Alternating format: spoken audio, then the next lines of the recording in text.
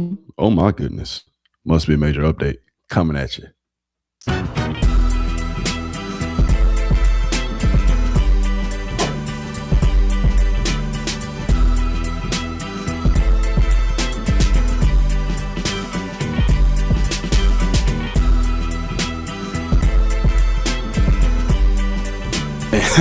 Hey, we live now, really.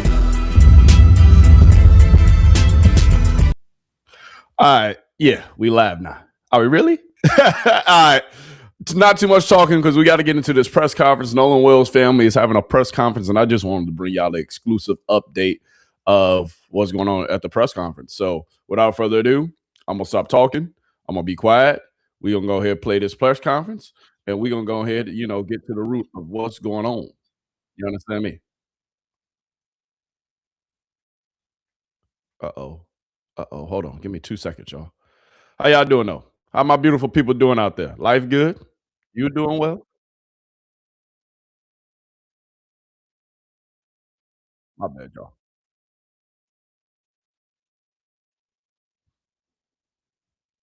Yeah, so essentially, Nolan Wells' family and multiple families will have an update today. Um, Ben Crump is doing a press conference, and I'm bringing y'all this press conference live because at the end of the day, I believe that crucial information will be released during this press conference. And at the end of the day, why not? You're getting the exclusive here. So, yes, we must talk about it. We must talk about it. Oh, hold on. My bad, y'all.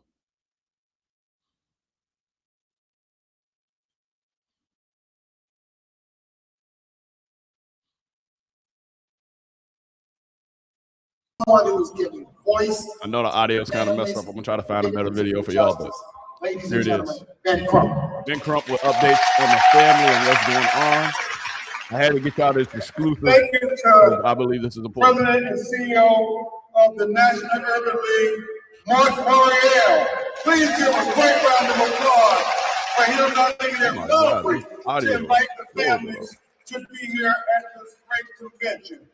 We are so grateful to him and the others in the civil rights community How my beautiful people for standing up like they have stood up in the past. This to everybody. Yeah, and just like we got justice for George Floyd, just like we got justice for Breonna Taylor, just like we got justice for Ahmaud Arbery, we gonna get justice for Nolan Wells. We gonna get justice for Daniel Irvin, and we gonna get justice for Taylor Smith. And the large part is because you all are not afraid to speak truth to power. Thank you, Mr. Martin. Again, I'm Attorney Ben Crump, along with Attorney Lisa Park, Attorney Eric Hertz. We are here fighting for the family of other great lawyers for Nolan Wells. We also have present with us the family of Daniel Irvin, who many of you are just learning about outside of Dallas, Texas, his tragedy. We have Attorney Sean Virea and Attorney Brooke Cluse fighting to help that family get justice, and we want to applaud his mother, Tamika, who has audio fighting, horrible. Holy. Fighting as only a mother would fight, with not many people in the world listening. But we're listening today, Tamika. You are not alone, Tamika. You got Nolan's mother and father, Christine, and Elmore Wansley, who are standing with you as well. Tamika, your daughter is here. You are not alone. She is not alone. Justice for Daniel Irvin. I guess the audio is just that bad. All right, whatever. Attorney Harry Daniels, we also have the family of Tyler Smith, Lexington, Kentucky. Kind of crazy. You're going to hear from all these families. Major, you're going to hear from Tyler's mother and especially his grandmother. Until the lawyers get there, till the community advocates get there, a lot of times these families are just by themselves, President Mariel. And thank God for this mother and this praying grandmother who refused to let him sweep the death of her grandbaby under the rug. Talk to him. And so I will say briefly about each of these tragedies. Obviously, many of you know about Nolan Wells. And you'll hear from his mother and father after brief remarks by Attorney Burks and Attorney Park.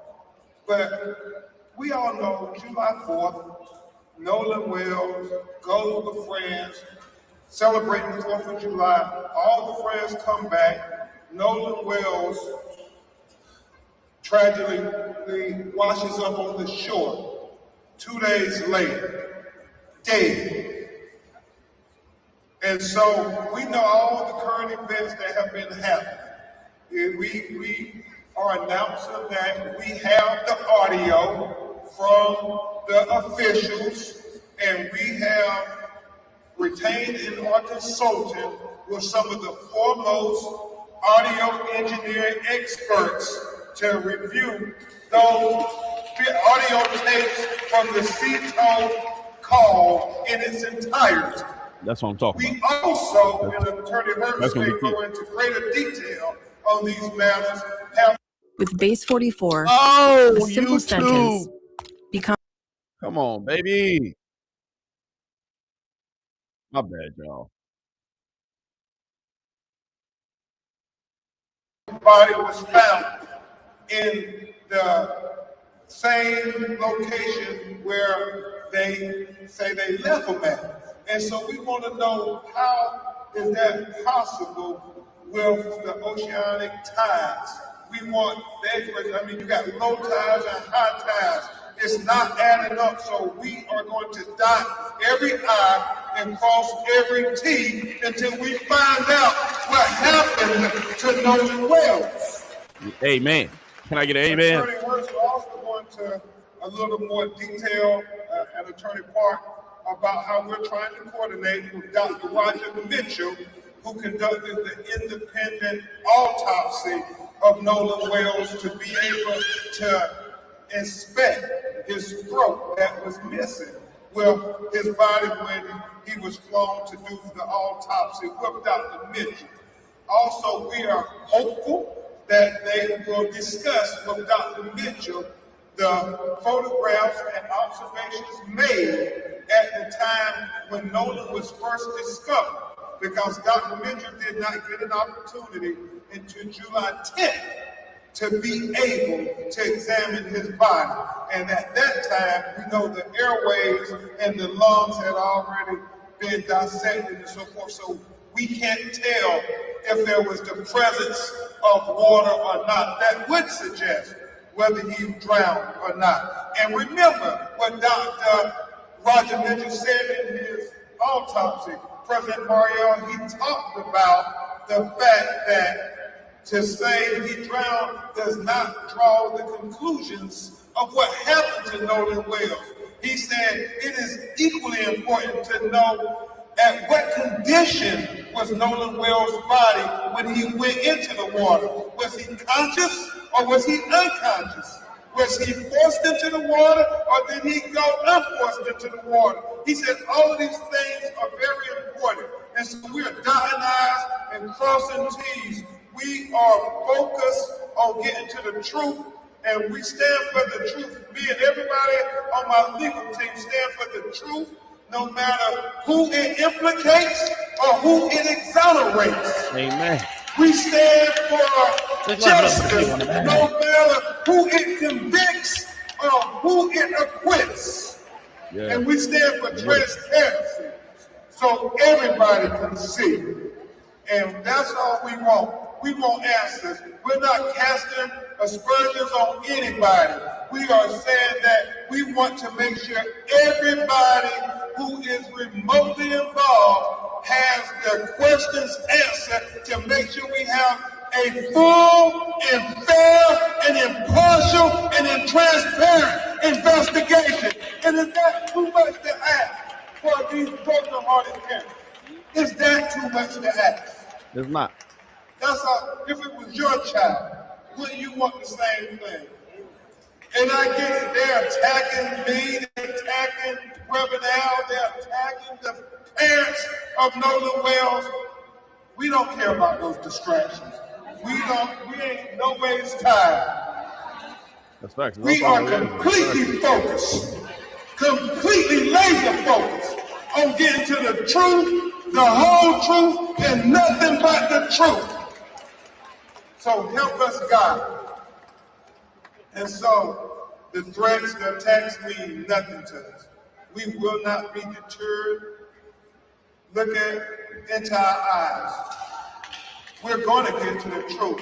I am so grateful to Mr. Byron Allen for donating $100,000 to the GoFundMe so we can help get the best experts in the world. I am thankful to Reverend Al Sharpton. I am thankful to Mr. Tyler Perry. I'm thankful to Mr. Tara Owens. I am very thankful to everybody who did not think it robbery to say, what can we do to help people get to the truth and call in to the tip line so we can help not only Nolan Wells' family, but we can help Daniel Irvin's family, and we can help Tyler Smith's family as well. Everybody on social media, please continue to ask questions. Please continue to share photographs, share videos. It all helps us solve this potential of what happened to Nolan Wells. That's a fact. I mean, isn't it so important? Somebody saw something. Somebody knows something. As Christine and Elmore have said, if you're really Nolan's friend, you know in your heart of hearts that if the roles were reversed, that Nolan would say something. He would call and tell what he saw. And so that's all they're asking. Do for Nolan what he would have done for you. Do for Nolan what he would have done for you. Do for Nolan what he would have done for you. Congresswoman Beatty, we thank you in the Congressional Black Caucus. Please stand and join us, Congresswoman. You all asking the questions from the Department of Justice and the FBI. It's important that we have the full weight and force of everybody who has any kind of authority to be able to help us get answers on Nolan Wells and the other 18-year-old black boy. So once again, this is a press conference being held. Benjamin Trump is speaking right now, giving us updates about what's going on within the case and what's going on with the family. About his case, and you will hear from Attorney Sean DeRaya, and after you hear from his mother, Tamika. So similar, and what they're saying about Nolan Wells. And that is her 18-year-old son, President Maria, Congresswoman Beatty.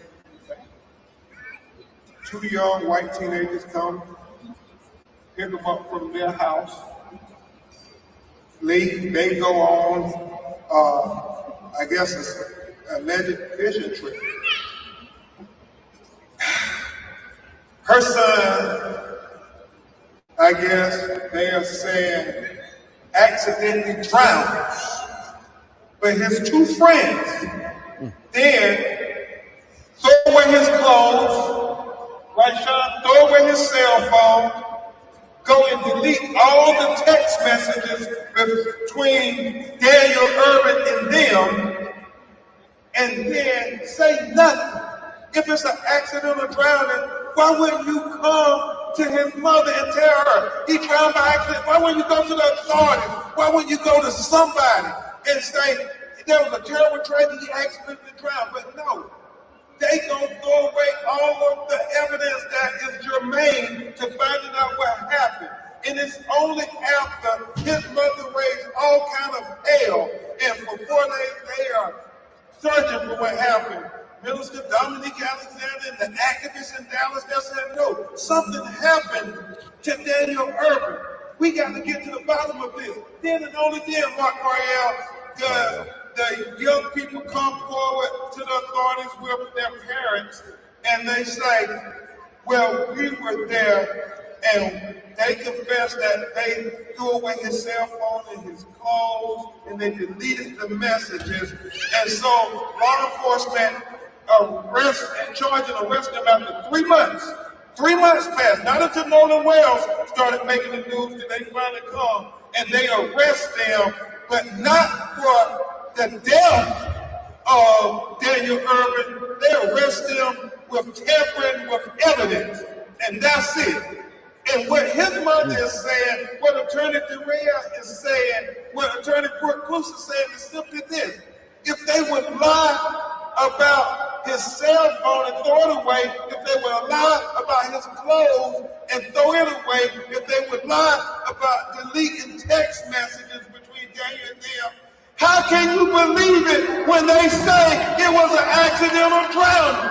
They need to take this case to a grand jury. I agree with that. And you're going to hear from his mother talk about Justice hopeful for Daniel Irvin as well. Hold on, I can't hear myself. I can't hear my audio. So immediately after the drowning, the alleged drowning. It's so critically important that we remember Daniel Irvin as well. And then Attorney Park, Attorney Cruz, we talk about Tyler Smith, and I'll just try to paint the picture real quickly for you, and then you'll hear from these parents, these broken-hearted parents. 4th of July. You can't make this stuff up, Congresswoman Bailey. You can't make it up. Attorney Daniels, 4th of July. Same 4th of July 2026 when Nolan goes missing. Tyler Smith in Lexington, Kentucky is the only black person in the home where they're having a 4th of right July now, small house party. Let me finish. If you're just tuning in, this is the press conference updating everybody about a lot of cases that Ben Crump and this team is representing, including Nolan Wells. So we will get more on Nolan 911 is called. I just don't want to talk over them. So they come, what's up, the police make sure you get there. make sure you get that like that. They tell them that he shot himself, that they were playing Russian roulette. That's what they say. What? They say, there's the gun. The police retrieve the gun, and then they take their word as the gospel that he shot himself. They don't do gunshot residue on the hands of Tyler or nobody else. I mean, basic investigation 101. If you say he shot himself, when you bag his hands and when you test it for gunshot residue, but they don't do that. And you're going to hear from his grandmother and his mother as to the explanation, the implausible explanation that they offered them. And the fact that the gun, President Mario, that they claimed he used it. Oh, come on, YouTube. I might have to really pay for YouTube Premium. My bad, y'all. My bad. They are taking their word for it. And it's 7 days later, right, Miss Leesley? 7 days later, after they did say 2 hours in the house, they have to identify everybody who was in the home. And then they have to track down, well, if this is not the gun that caused the death of Tyler Smith, well, where's the gun at? So they have to go investigate, and they go surround one of the young men's houses, and they surround the house. He doesn't come and volunteer after knowing that they're trying to find out and get evidence about what happened to Tyler Smith and come forward voluntarily. They have to go to his house and surround it, and then he comes out and finally he volunteers that this is the gun. Think about that, Captain Tree. Just think about that for a second. You would think, after all of that, he is surely going to be arrested and charged with killing or being in some way responsible for the death of this 18-year-old young black man. But no, he is only charged with tampering with evidence, correct, Ms. Neeson? Nothing more. And nobody in all three of the questionable deaths of these 18-year-old young black kids, nobody has been held accountable in any way. And so that's why we're here saying that we are not deterred. We're not going to let you sweep it under the rug. We're going to get to the answers of what happened to Nolan Wells, what happened to Daniel Irvin, and what happened to Tyler Smith. 3 18-year-old black boys in a 3-month period around 4th of July, 2026, who all were unalive in very similar ways as Nolan Wells.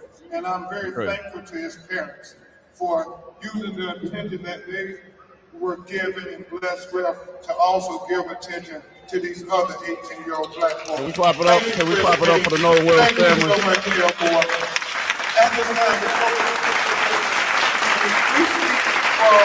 Attorney Eric Hertz and then Attorney Lisa Park will some updates, and then you'll hear from Nolan. So once they hit the updates on Nolan Wells case, I do want to learn more about the Daniel Irvin case, and I do want to learn more also about the Tyler, what was his name?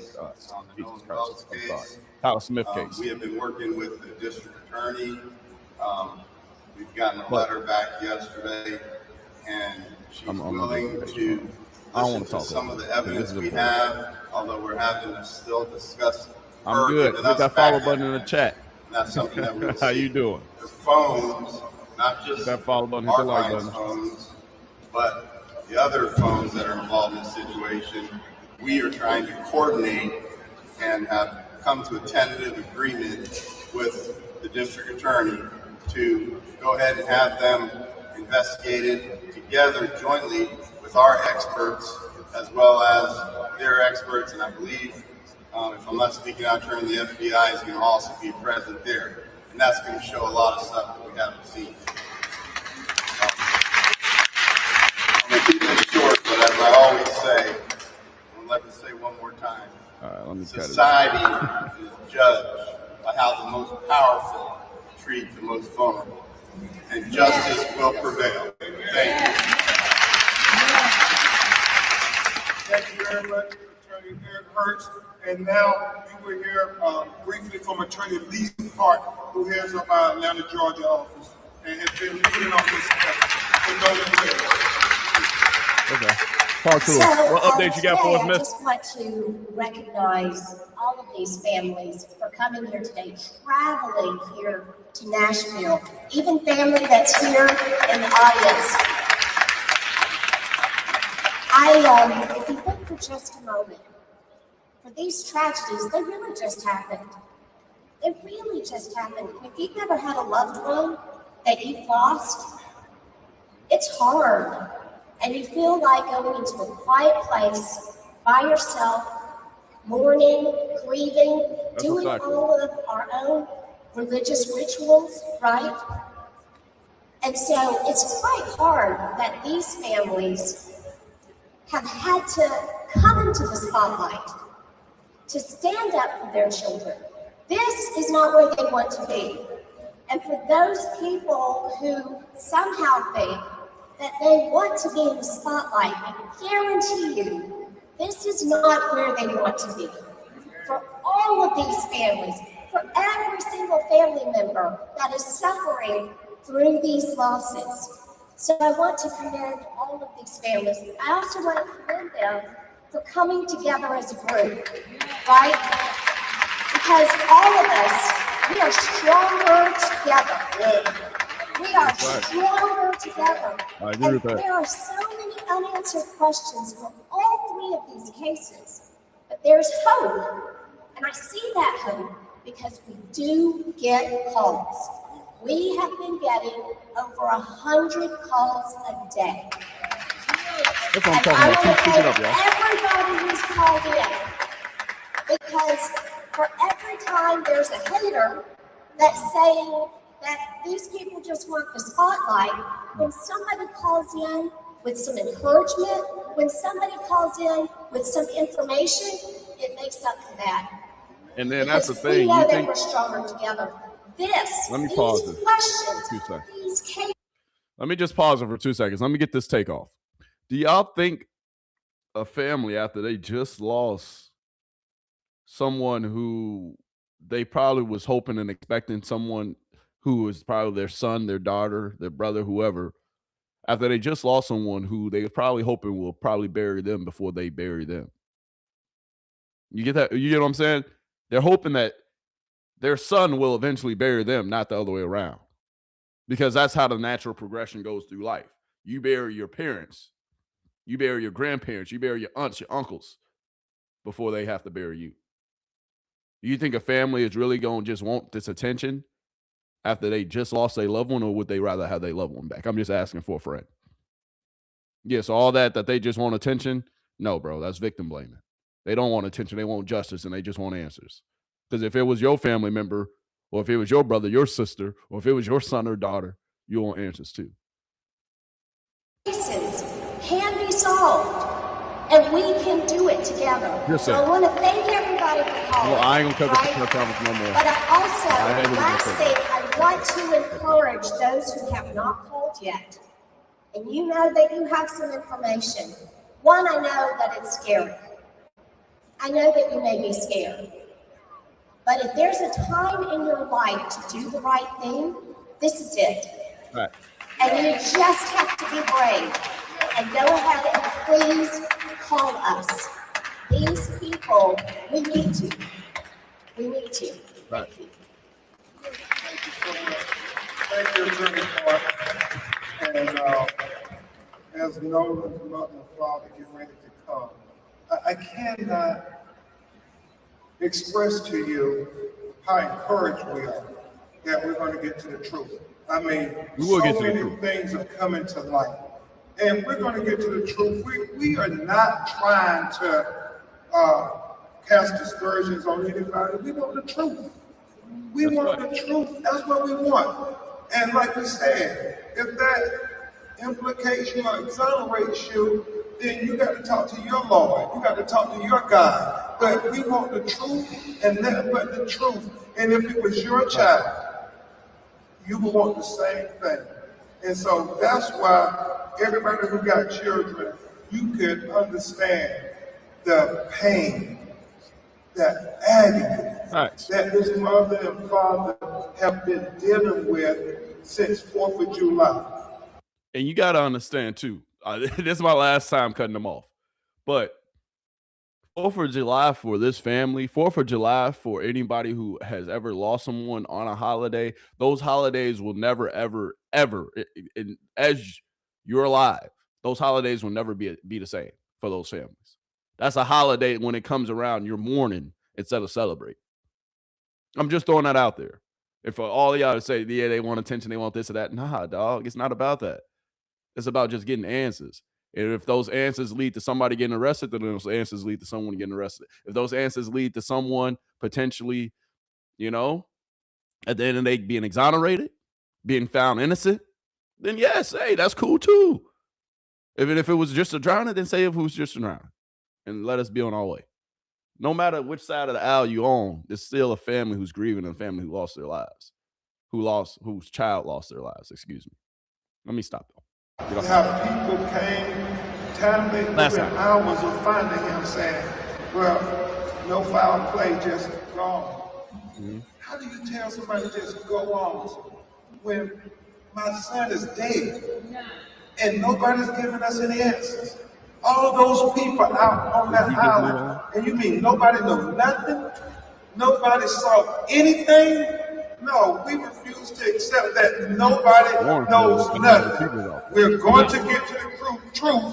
We're going to get to the truth. We're going to get to the truth.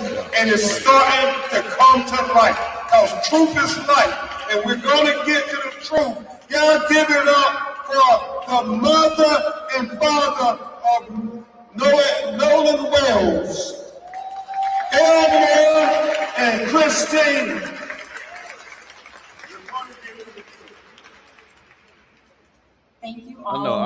father, you can still today. look. It He has got been that the look on his face, man. He's still grieving 27 hard, days bro.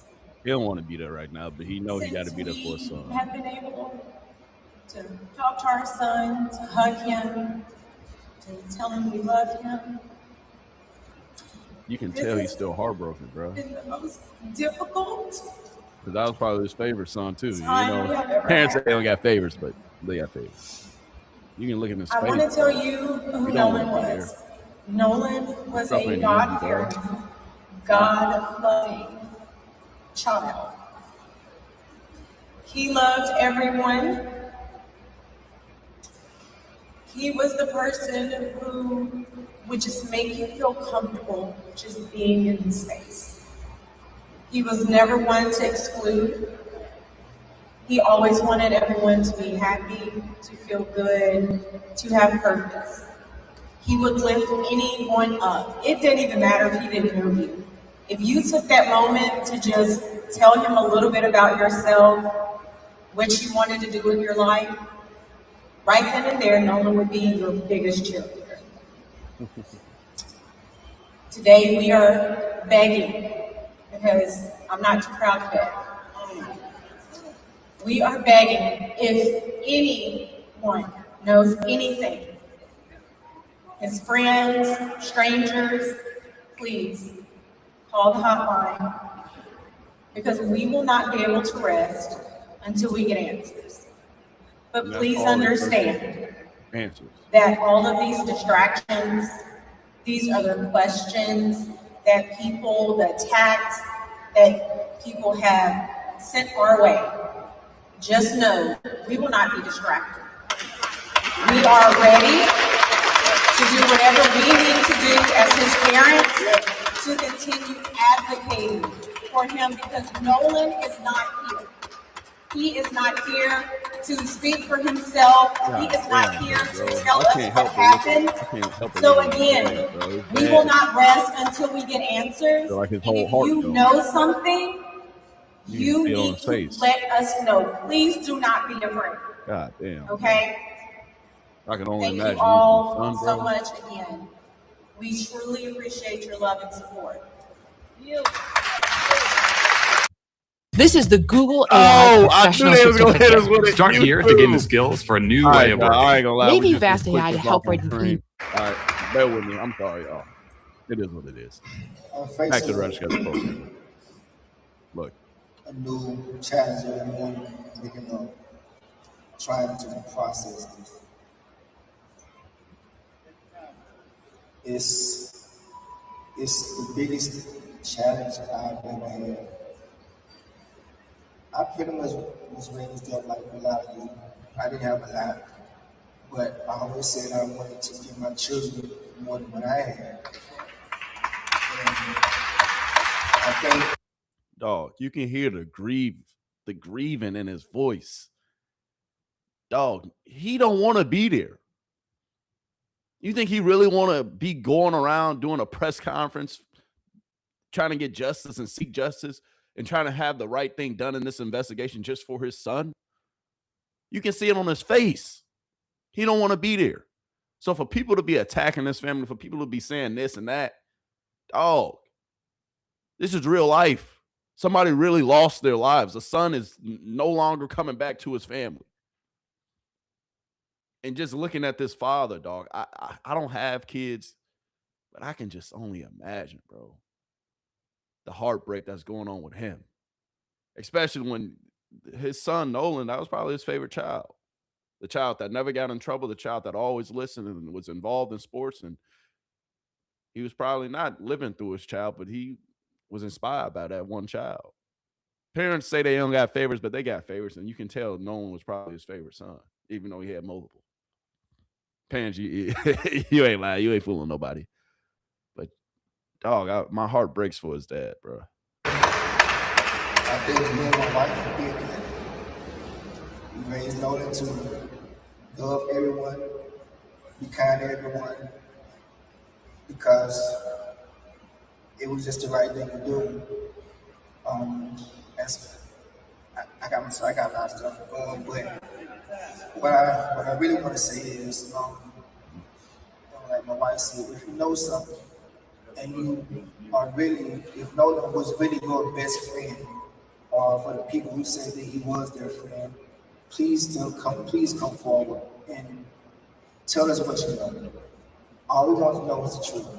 We're not blaming anyone. We just want to know the truth. Any parent won't get it.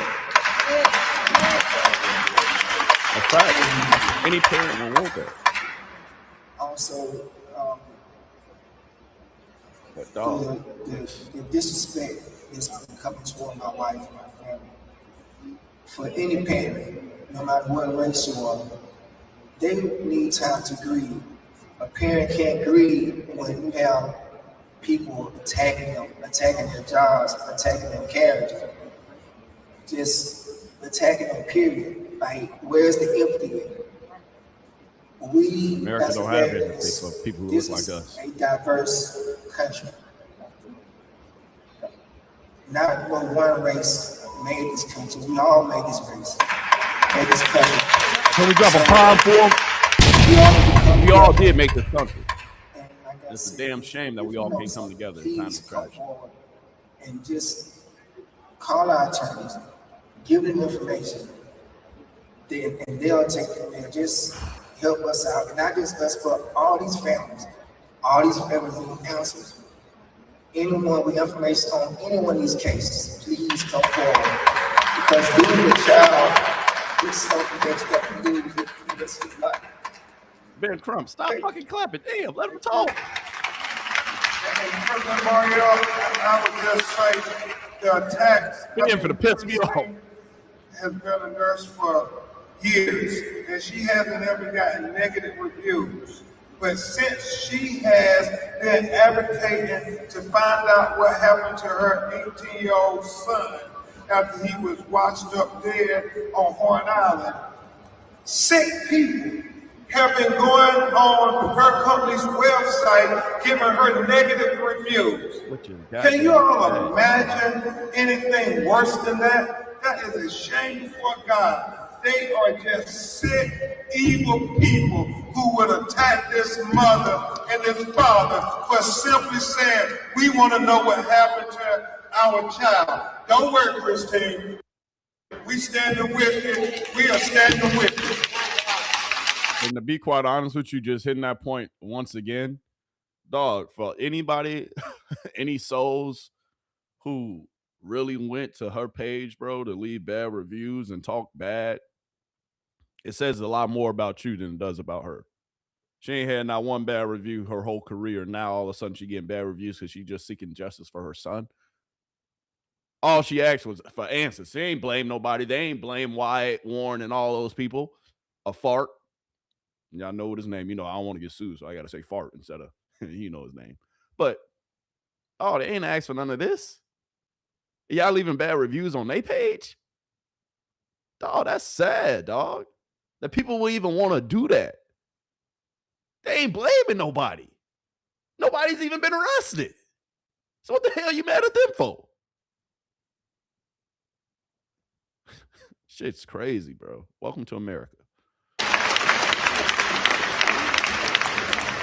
Yeah, and next we're going to have the mother of Daniel Irvin come and talk about her child and tell you what happened in her words, and then you hear brief remarks from attorney Sean DeRay.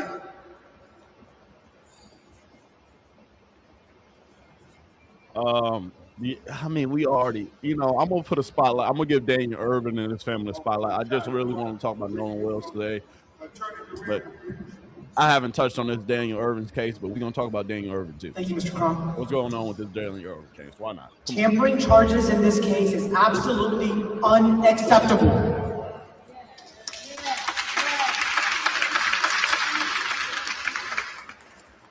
Tampering in itself means that someone intentionally hid, destroyed, or altered evidence.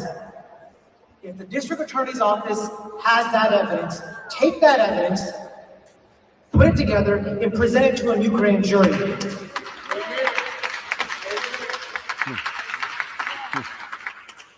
And if the district attorney's office doesn't want to do it, we are calling on an independent investigation by the Department of Justice. because we are here for the truth. And one last point I want to add, Mr. Crumb said, Daniel Irving, when these boys said that he drowned, he was a high school swimmer. He was on the swim team. He was a healthy, young 18-year-old male. So that story that he drowned accidentally, it doesn't add up. It does not add up, and we want the truth. So with the Daniel Irvin story, if you haven't heard about it, if you've been living under a rock, Daniel Irvin, he was supposedly taken out on a boat with two of his friends, and they were going on a fishing trip. His two friends returned, but he didn't. And when his two friends returned, they said that they didn't know what happened to him. They didn't know where he was. Then a few days later, they came forward and just said, we destroyed his phone, we threw away his clothes, and we just left him in the river to drown, but we saw him drown. What? How he drowning? He on a swim team. You gotta make it make sense, baby. Yeah, even people who swim professionally, anybody can drown. But y'all threw away his phone, threw away his clothes, and then y'all came forward and y'all only get charged with tampering? How can we believe anything else you say when you first said you ain't know what happened to him? So that's what's going on with this Daniel Irvin case, just to give y'all a little update. Kind of crazy, right?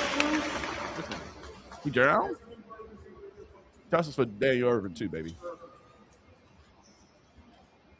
Police and law enforcement are supposed to be protecting and serving. But my question today is, who are they protecting and which communities are they serving? What we want to know is why crimes against Black and brown people receive less justice and less coverage. And I'm going to give you some data to back it up, and I'm going to read it because I don't want to make any mistakes here. Over a 10-year period, statistics show that 53% of Black killings go uncharged, no charges related. And so that means over half of those related killings are never prosecuted. And when you think about arrest rates, 63% of white victims receive justice versus are compared to 47% of Black victims. So when people think we have two systems of justice in this country, the data kind of backs that up. And now we'll hear from Tamika. Doesn't it? Doesn't it? So now we're learning about Daniel Irvin. We was going to just talk about Nolan Wells today, but Daniel Irvin deserves some spotlight too, because ain't no way you go voting with two of your friends and then you ain't come back and then they say, we don't know what happened. And then 2 days later they say, this is my daughter, Azaria Irvin. Yeah, we threw away his phone. Yeah, we threw away his clothes. Eldest sister. Huh?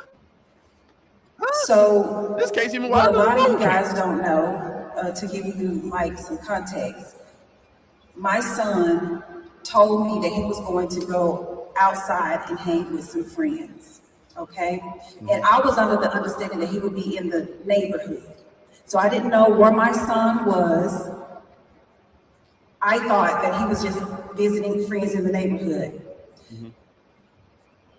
Right, you say you're going outside, you're going on kicking around. Around 8 o'clock or so, I started to text Mike, call Mike, and Mike was an honorable child. He wanted to serve and protect, be in the military. He loved people. He always had a joke to tell. He was very comical.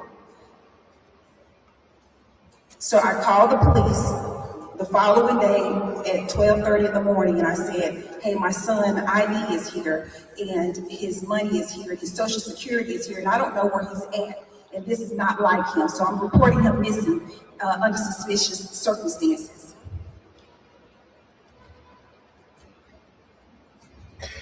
The officers were very dismissive.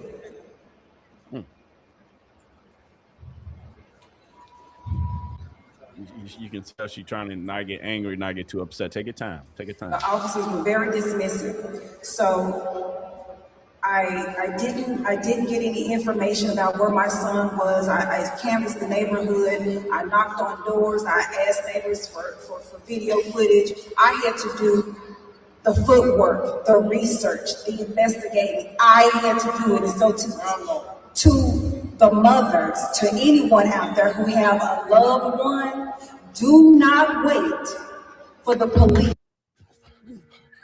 Come on, You God. can do this. Damn it. You can be the first millennial in history. My bad. Excuse my French, guys. Okay, so fast forward, I reported my son missing. My son was to graduate in May. He was unable to graduate because the two boys murdered my son. Oh, hold on. They Don't said say, my hold on. They can son sue you for that. jumped off a bridge, and I know that's not the truth. He was found in water. And not only that, my son was on the swim team. He was very comfortable with swimming in the pool, swimming in lakes. The autopsy report shows my son had an unobstructed airway. So my son did not drown. I want to know why the people that are in place to serve and protect failed to do their job from the very start. When I reported my son missing, it took them 35 hours, over 35 hours to input his information, only in the state system,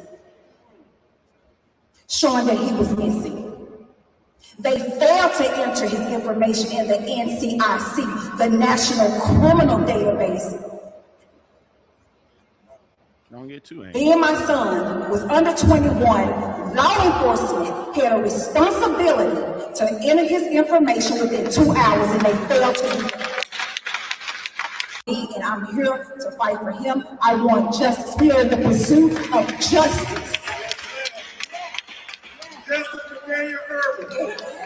Is going to be the family of Tyler Smith, who many of you haven't heard of at all. I wish Daniel Irvin's mother was a little bit clearer of the timeline and some things that happened, but we're going to get into that Daniel Irvin case. I promise you that. We will get into that Daniel Irvin case. I know Nolan Wells case has been sweeping the nation, sweeping the news, but that Daniel Irvin case, I promise you. And I want to mention to say that Tyler Smith, life matters too. Tyler Smith, life matters. I'm supporting all these families. I was asked many times, who is Tyler? What does Tyler mean to you?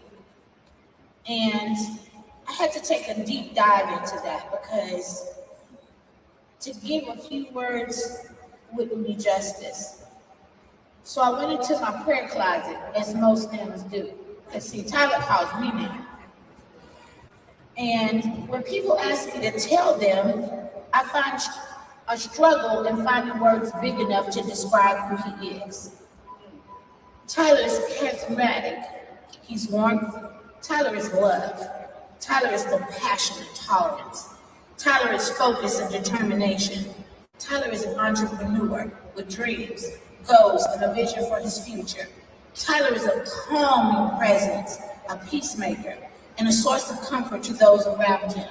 Tyler is that warm piece of cake straight out of the oven, that soft buttermilk biscuit that the butter glides across the top.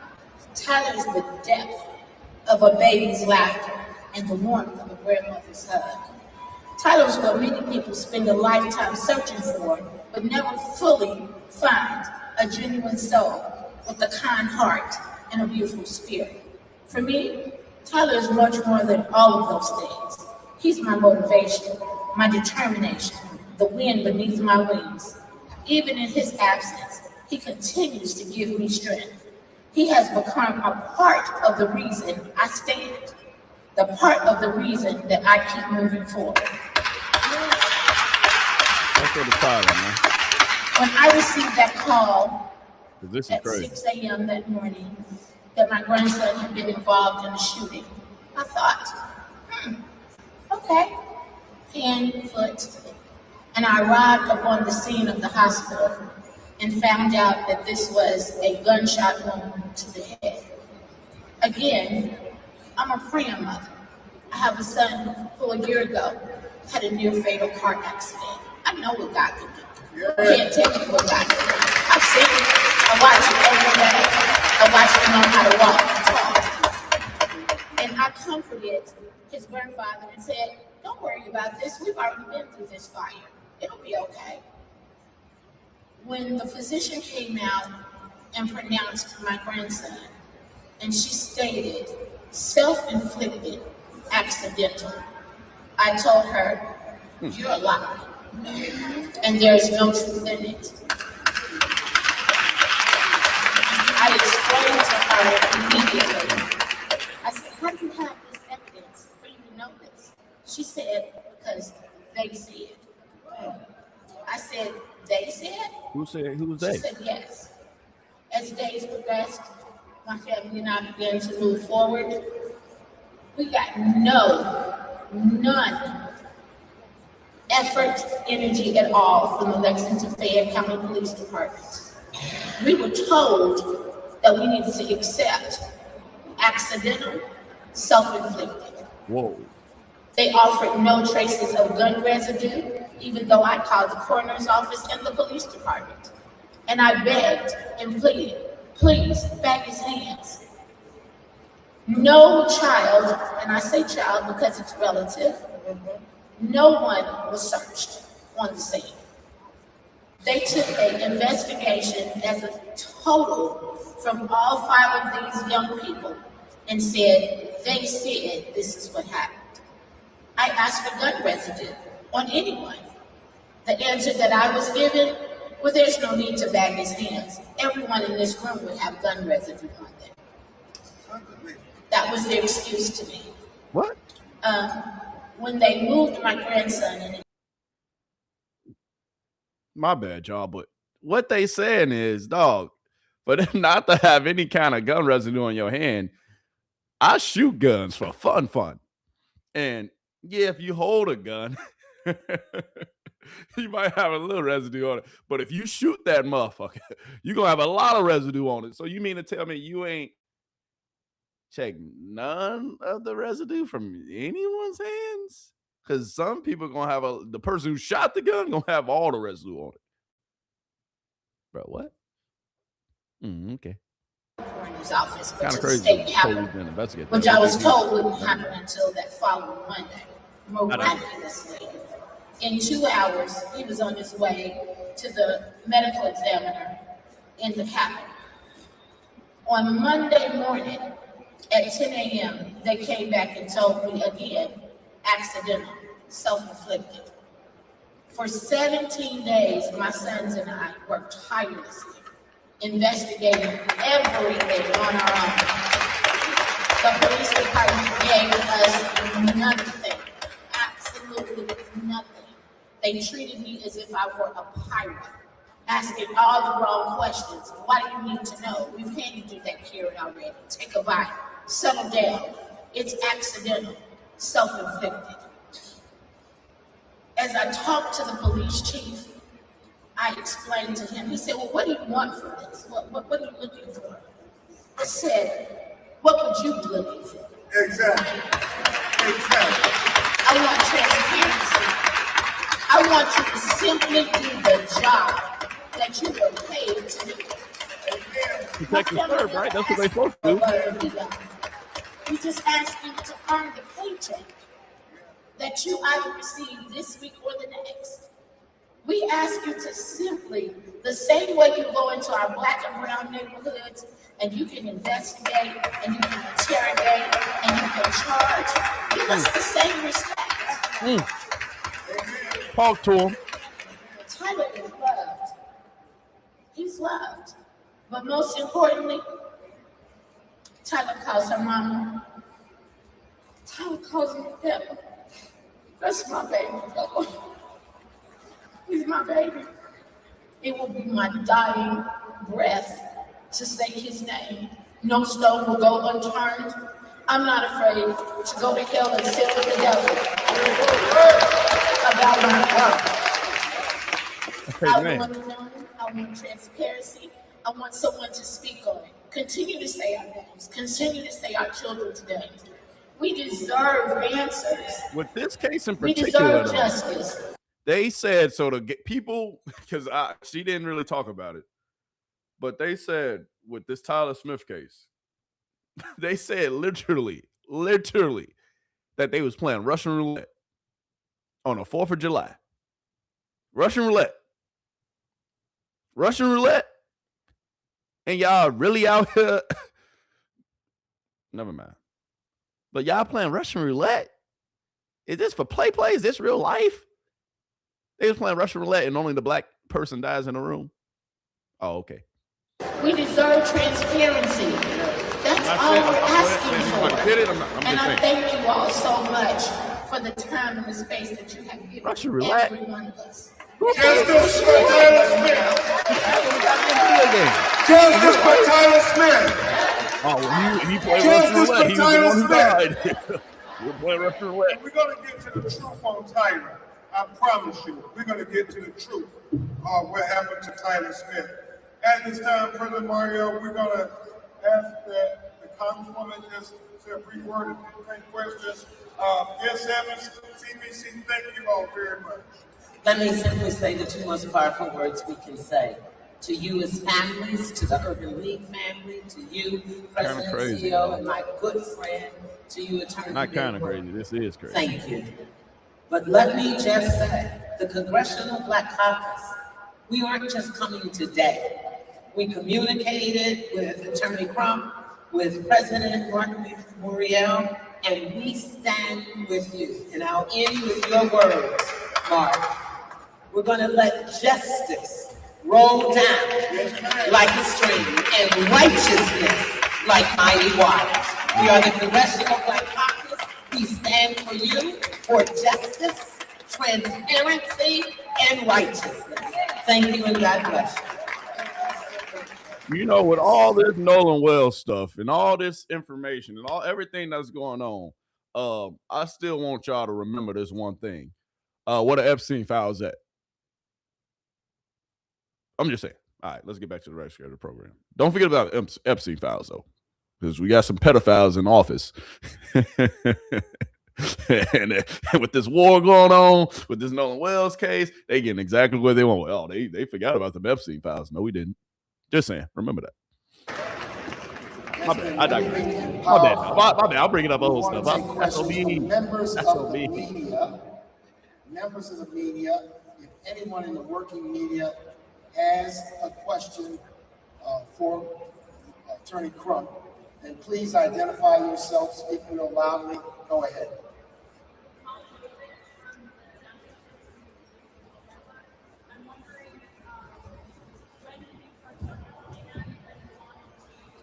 Can't even hit a question. Can they get a mic to people who asking questions in the audience? Yes, ma'am. And that's an excellent question, because thank God for us being able to get the national attention on Nolan Wells case. And that doesn't happen just by coincidence. It's a lot of the civil rights community, a lot of the activists, Reverend Al, people like Byron Allen, Tyler Perry, everybody on social media coming to say, no, this ain't adding up. We got to find out what happened to Nolan Wells. And then we get contacted by our good friend, Attorney Sean.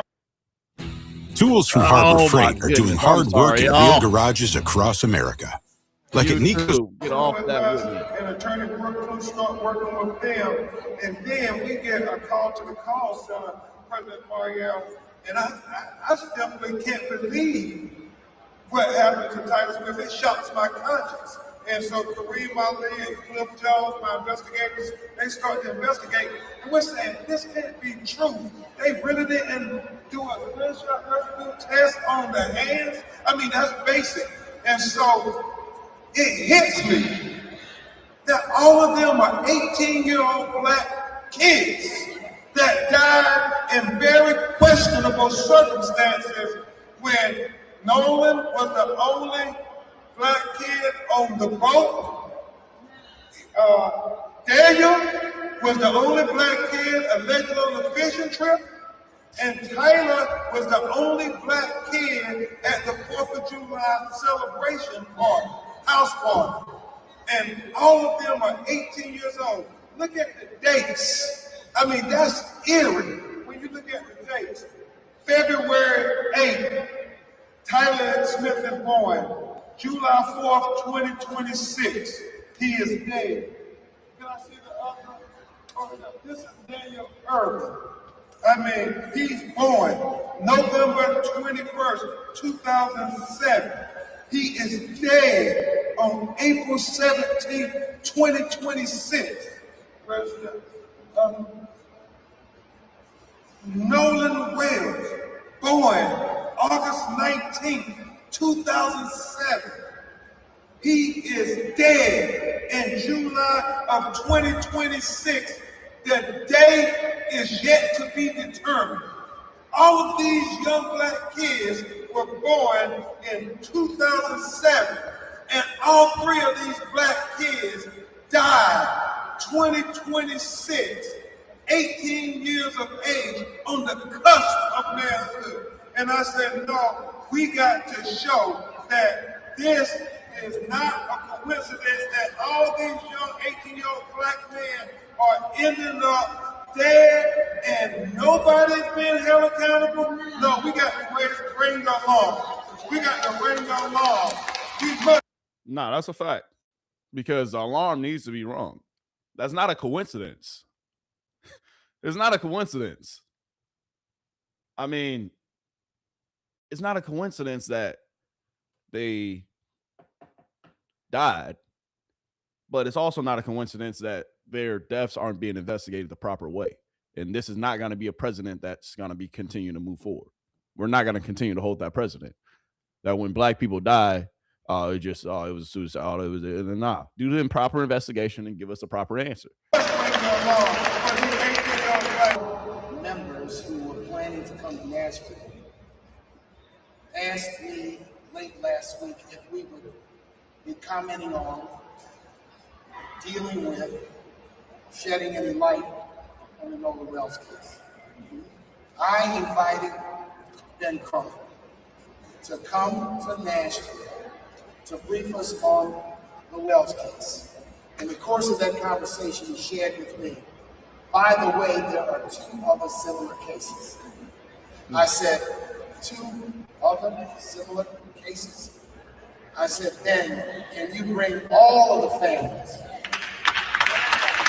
to Nashville? Because the thousands of urban leaders who are here are interested in, have a solidarity with, want to hear directly, not through filters, about the circumstances of these cases. And that is what the National Urban League Conference is all about. It is about dealing with the pressing, cutting-edge issues that face the nation and face Black America. So we are here because this is what we do. Yes. Whether it's Trayvon Martin back in the early teens, Michael Brown, George Floyd, Sandra Bland, Breonna Taylor, Tamir Rice, we deal with these issues because our constituency wants to hear directly. And I know that he does not engage in chasing false cases. That he also, when he takes a case, that he's going to elevate the word and the personality and the pain of the families. All too often, when Black families are victims of violence and victims of unfair justice system, they suffer in silence. They can't find lawyers with the courage and the ability. They suffer in silence. So I know when Ben Crump has a matter, he is always welcome at the National Urban League Conference to come and bring us up to date. And that's why we're here in Nashville. Other press questions? Any others? Yes, ma'am. Identify yourself, please. New York Post.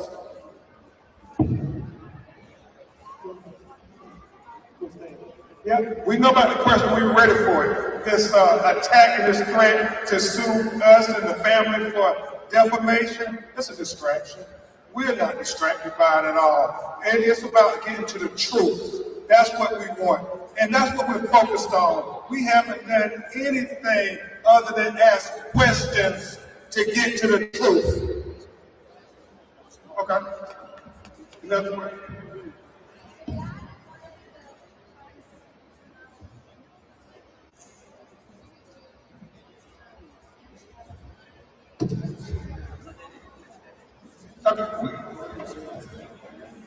That accusation doesn't deserve a response. That's right. There's no dignity Associated with someone standing up for children who have died. We don't waste our time arguing with donkeys. We don't waste our time arguing with people who want to distract from the real issue. We have 3 dead black young men under suspicious circumstances. And I don't think the New York Post ought to give elevation to distractions like that. This is such an old story. We fight for justice and someone suggests all we want is publicity. You know what happens when we stand here? Our inboxes are filled with hate messages, hate mail, hate this, hate that. No one. Our dignity in standing up. And I'm not your reporter, you work for the paper, your editors told you to ask this question. I want you to know we will not be distracted. And I'm not, Ben Crump is like any lawyer. He should get paid for his work. That's right. Just like every Wall Street lawyer, every Trump lawyer, every insurance defense lawyer. And I really want everyone to understand, let's not be distracted. Let's not give oxygen. Let's not give air to haters and distractors and dissuaders. So thank you for your question.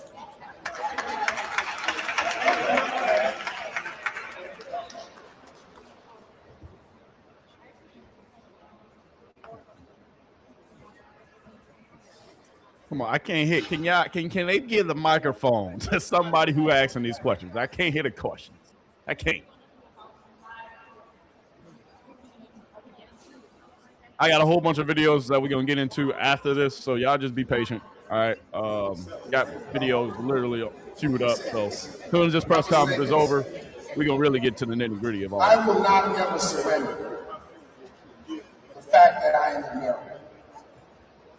However, we celebrate Juneteenth. I don't necessarily celebrate July 4th, but I note it as an important day. And I'm not going to fall into the trap that some want to. I fly the American flag in front of my house. But on the other side of my porch, I fly the Juneteenth flag. And we are not going to let anyone diminish our birthright, our constitutional right, our birthright to be treated fairly and justly in this country. It is very difficult and challenging in these times, but we are not going to be tricked. We're not going to be dissuaded. We're not going to be distracted. I am an American. I am an African American. I am a Black American. And I'm proud to be one. But I think we need to clearly understand that African Americans, Black people, and civil rights leaders have always been the conscience of this country. Amen. Have always been loyal to the nation, even in the most challenging times. And I'm not going to suggest it's easy for us, but what we're not going to allow is for people to marginalize us, treat us like second-class citizens, or suggest that somehow, let me tell you what a true patriot is. A true patriot stands up for justice. A true patriot stands up for the families and the victims of violence. A true patriot holds the justice system accountable, doesn't make excuses for an unjust justice system. So we gotta understand that we're not gonna get tricked and cornered into people suggesting because we stand up for justice, we're something other than a true and full patriot in this country. That's the way I feel. I said last night, I was born in a segregated hospital, born in a segregated city, watched my parents and their friends fight and litigate and march to open doors of opportunity. The reason why these times are so tough and why they're so difficult is because if we are not careful and if we are not vigilant and diligent, our children and grandchildren. Imagine being able to build an app with your name on it, just by thinking about it. Meet Base 40. This movement, children, will be relitigating the battles of our parents. This movement in this country to turn back the hands of time is palpable. So when we stand up for these families, and we'll stand up for other families, and we'll stand up for other people, we're doing it because we are true patriots. We're doing it because we believe in justice. We do it because we're going to hold the justice system accountable. This Urban League movement has a mission. And its mission is something we will not surrender. Like the Congressional Black Caucus says, we have no permanent friends. We have no permanent enemies. We only have permanent interests. So thank you for your question. Amen. And let me say this before I move on to the final two questions. You know, we as African Americans, as the people were saying, we have this duality. I mean, on one hand, we know that when the founders wrote the Constitution, they never expected that the rights would apply to us. But like my personal hero, Thurgood Marshall said, I know they didn't intend it to apply to us, but we're going to make it apply to us anyway because we are American citizens. And if anybody built this country, it was our ancestors with the hauling in the cotton fields. I mean, doing the things that made this very young country become such a prosperous country at such an early age in its infancy. I mean, when you think about what slavery did to elevate America, that were our ancestors. So, yes, I'm going to celebrate the 4th of July essence every year because my ancestors built this joint. And then I'm really going to celebrate on the Juneteenth because I know that is what we do to acknowledge our ancestors. Just like Jewish Americans celebrate the 4th of July in their important dates, just like Italian Americans celebrate the 4th of July in their important dates, just like Spanish Americans celebrate the 4th of July in important dates to them. Black people, we celebrate the 4th of July because we built America. And he did tell that one lie. And I want the TV man that's going to be it. Go ahead. Didn't tell not one lie. Because if we really being honest, America didn't start booming to win. America only, we 250 years old. We ain't. Some of these other, like China, they've been around forever, for thousands of years. Japan, they've been around forever. America, we still young pups out here. So how we prosper so quick? Because of slavery. Because you were paying little to nothing for the work that was being done. Because you owned my ancestors. You owned us. That's why America boomed so quick. Cheap labor. Taking and conquering. Destroying. But let's not forget about the cheap labor. So yeah, he ain't lying when he say, yeah, we built this country. Y'all built it too. Because y'all was in charge. I mean, you had some part in it, but without us. Yes, sir. To Daniel Irvin, but that's why I was brought in to bring attention to the Daniel Irvin case. Sean and his team and their mother been fighting and not making progress. We're going to get answers, Sean. We have not had any progress with the Dallas County District Attorney's Office. We are planning, Mr. Crump and I, to meet with the District Attorney if he will meet us, and we want to talk about this case, we're going to talk about this evidence, and we want to move this forward, and we want murder charges. Is that right, Mr. Crump? You know, one of the things that Sean and Tamika said, Ryan, she said that there was a witness after the trial that said Tamika, the young man was limping when he came back. And that was part of the investigation. And she's saying, well, why didn't y'all explore that? Like, why are you limping? You're saying my son jumped off the bridge. Well, that's going to cause you to limp. Yes, that is true. And there was a witness that provided video footage via flash drive to the detectives. And they failed to enter that information in the probable cause affidavit.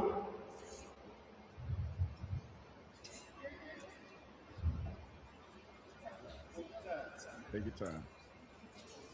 The witness also said that the detectives just grossly overlooked that, and they failed to enter that information. Again, I know Daniel did not drown, and tampering with evidence is offensive for the murder they committed. I would just respond to this here on Ryan's case. And his mother believes her child was murdered. We are still trying to get all the information, Attorney DeRay and I, but she does not believe her son unforced went into a lake. That mama ain't playing no game. Hold A on, high school swimmer and drowned. She ain't playing no She game. just isn't accepting that. And she has a right as a parent to question that. As it relates to Tyler Smith, we're going to have more information coming forward because of the hard work of his mother and grandmother. And we think the shoe is about to drop on that. And we're going to meet with the district attorney. We haven't yet, but we're going to meet with them because people are starting to come forward. And I again thank the parents of Nolan Wells because people are coming forward in their case. That's inspiring people to come forward in Tyler Smith's case as well. So thank you all for coming forward. She had the last name. Okay.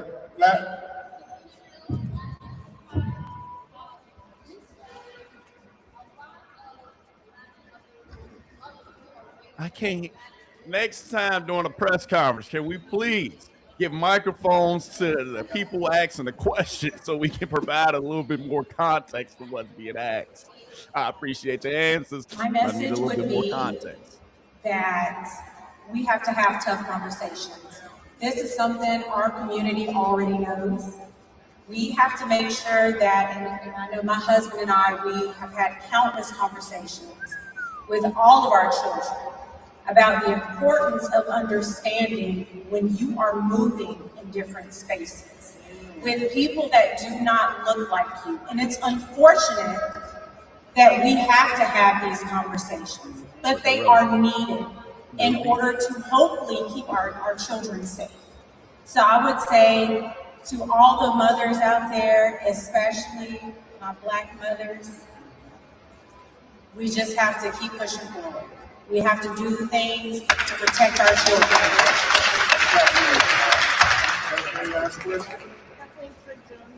Last question before we get into some topics that I really want to talk about. I'm trying to be patient, but this press conference is going a little long. All right, since we can't even hit a question, let's just go to the answer. Families face these types of challenges. They need good counsel. That's right.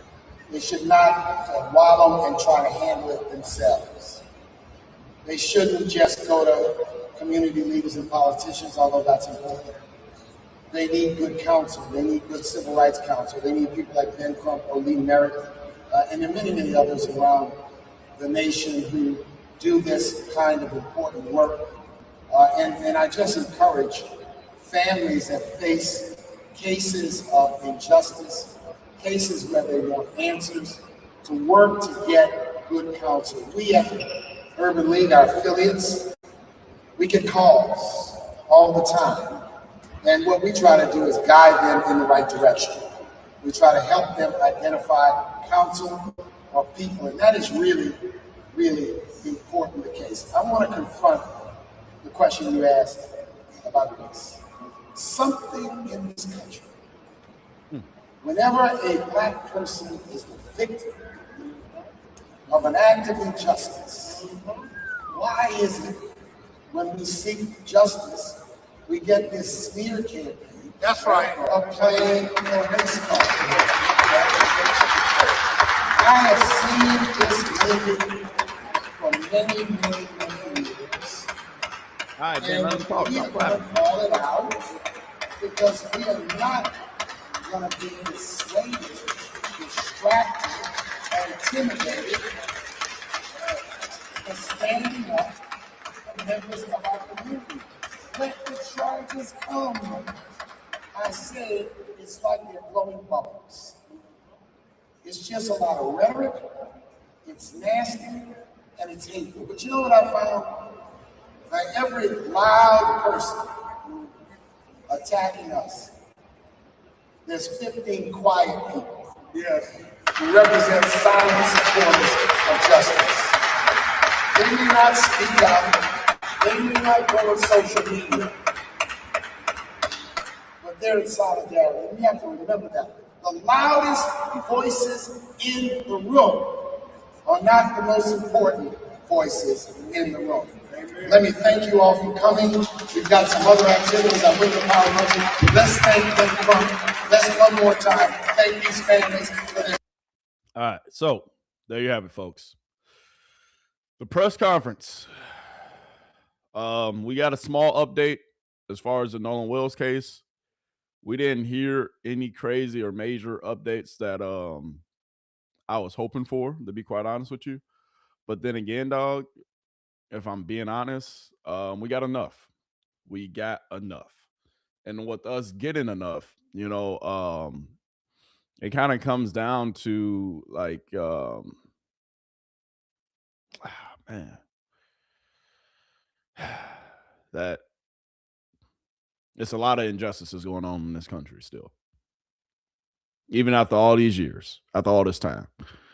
And yes, I know that people aren't perfect. I know that sometimes some people may never even get justice in some situations, but we can't have a president, not a president, not a president, not the president of the country, but a president. You know what I'm saying? We can't have a president to where it is when a black person loses their life, we just say, oh, cut and dry, we're done with it. And with all three of these cases that they talked about today, that was kind of the same sentiment. With Nolan Wells, accidental drowning, no foul play. Daniel Irvin, they came out 2 days later. The boys who he was with only get charged with tampering, but they only get charged with murder, even though they threw away his phone, threw away his clothes. And then when they was first asked what happened to him, they said, oh, we don't know. With the Tyler Smith case, he was playing Russian roulette with 5 witnesses in the room, 5 other people. And he playing Russian roulette. Oh, he was the one who died. You know how Russian roulette go. Well, it's just unfortunate that he was the one who killed himself. It's unfortunate that when he got the gun, boop, he died. What? Playing Russian roulette? Out of all things you can do. You can't play, you get play Russian roulette with a Nerf gun, but you playing with a real gun. And then the only black person in the room, he ends up being the one who dies. And I'm not trying to make this about race, but I'm just saying the obvious. All these cases deserve the proper investigations. All these cases deserve to be properly looked at. All these cases deserve the attention that every other case deserves. But we're not going to have the president, not the president, but we're not going to set the precedent that when black people die, people of color die, it's just cut and dry, clean. We know what happened. We'll need to investigate. No, we ain't doing that. We ain't doing that at all. So now, after the press conference, I want to show y'all Don Lemon and what his minion had to say. Daniel, that's other Daniel, though. I'm just messing with you, my guy. Takeaway in terms of a Nolan Wells update, it was just they're going to now coordinate the phones together to look at the geolocation data and just any of the information, because our understanding is that press conference was to draw more attention to Daniel. Nolan's mother has said that his phone didn't have any pictures. The Snapchat was deleted. There was. So really what he's trying to say is what we really got out of that press conference with the Nolan Wells press conference today. It would just really, in all honesty, bring in more awareness to the Daniel Irving case and bringing more awareness to the Tyler Smith case. That's really what it was.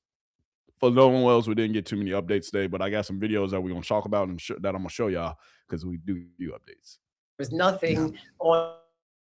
They're going to be able to analyze that. I think actually it would be make for an interesting guest if we can get someone on late notice for 5 who can talk about what other information they could find and the significance of them looking at all the phones together. So that was one piece. The other piece, and again, we knew this, but they are working with investigators to determine the timeline because, as Ben Crump said, we know that he washed ashore, and we know that there were tides, and tides carry bodies in certain ways, but we know that he washed ashore where that boat, where those young men were on, left, but he washed ashore where that boat left. And so Ben Crump's mind is saying, well, how can that be the case when you have an ocean and tides and water? And so that was the other big takeaway. And my last takeaway is just the humanity of this all. I mean, we have to stop and reflect and remember that when you're talking about any of these cases, I mean, 3 weeks ago, or in the case of Daniel Irving, April, not that long ago, and these families not only being strong enough there to stand on that stage today and call for justice for their loved one, but also immediately, Don, did you notice that all of them, the police, the investigators, said case closed? I mean, we talked about this with every single case. Nolan, case closed. He drowned, nothing. Daniel Irving, case closed. He drowned. Tyler Lewis, he self-inflicted gunshot wound, case closed. See? And that was a real reason why they had that press conference today. Because like I told y'all, we're not going to set the precedent that when black people die, we're not investigating. It's cut and dry and clean. Unless it happens in a black community, because then if it happens in a black community, we're going to definitely investigate that. How many black people can we arrest and how many black people we locking up? But if it happens in any other community, it was just an accidental drowning. It was just a suicide. The girl, she's hanging from a tree, even though she has 2 broken legs. She's hanging from a tree. What? She's 13. Oh, okay.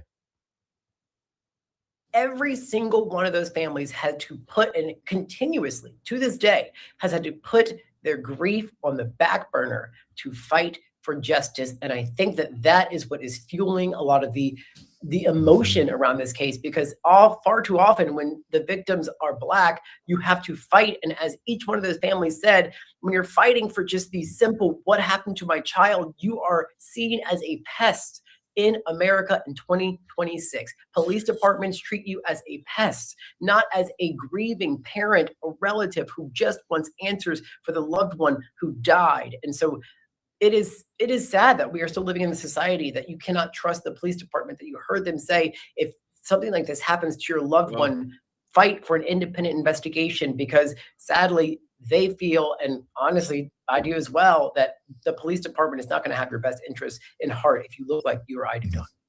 And it's Tyler Smith's mother who said that, and all the other mothers. But the interesting thing to me is what you mentioned was, they said that the people at the police department, she said it was a self-inflicted gunshot wound, or in the hospital, it said a self-inflicted gunshot wound. And they said, well, how do you know that? She says, because they said. And she said, they said, you're a liar. They said, that's not the evidence. And still, they went and they did it. They did another investigation. They still said it was a self-inflicted gunshot wound without doing any type of test for trace evidence of bullets or gunshot fragments or any of that. Gunshot residue. And so, yeah, you're right about that. Also, as it relates to the phone, they said there was going to be a joint coordination. The district attorney was involved. The FBI will be present as well.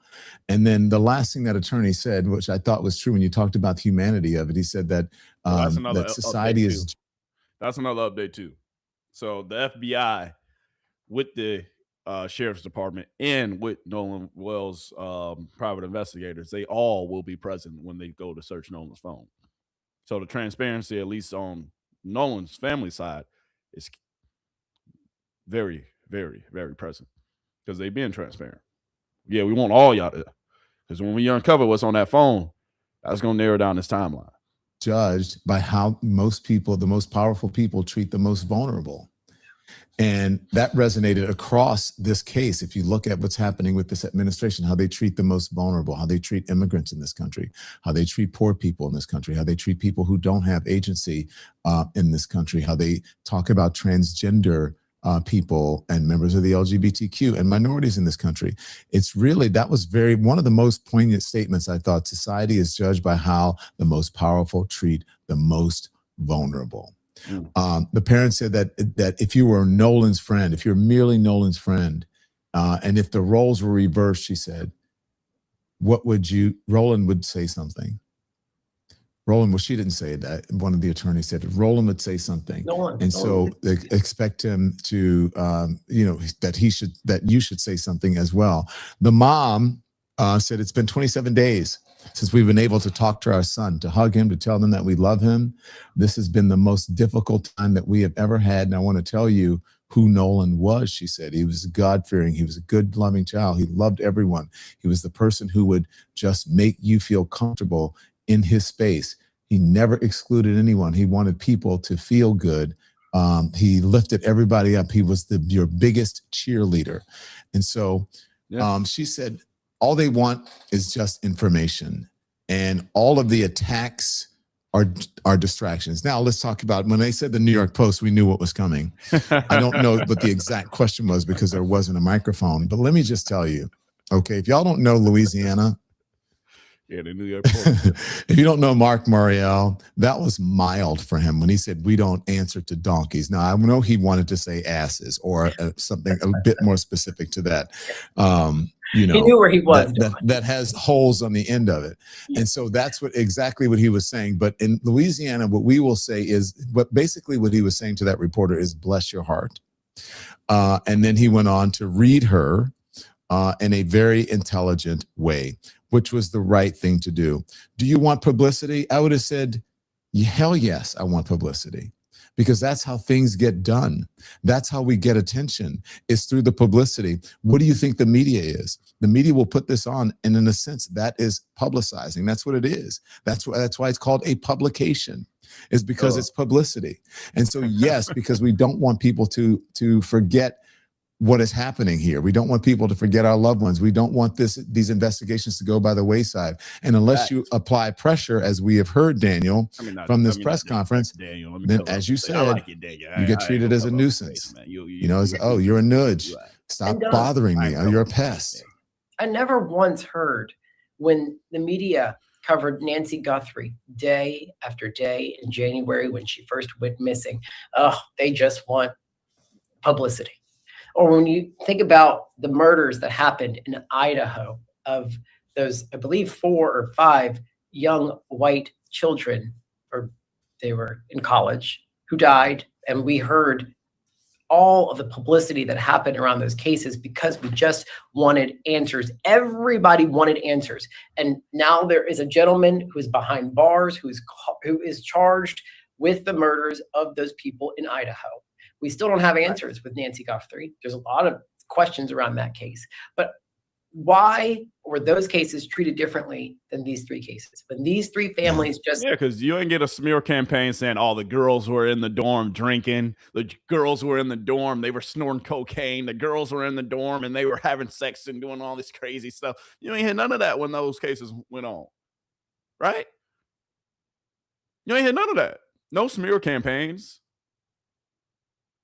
No, they had this and that in their system. No victim blaming. But, of course, when it's the other way around and we're just looking for answers, ain't nobody getting blamed. Ain't nobody even been charged yet. But y'all shouldn't even be searching for answers. You should just accept that he drowned or that it was a suicide. What? Okay. Say they want the same level of treatment. They just want answers. Yeah. Well, you know why. Well, I do.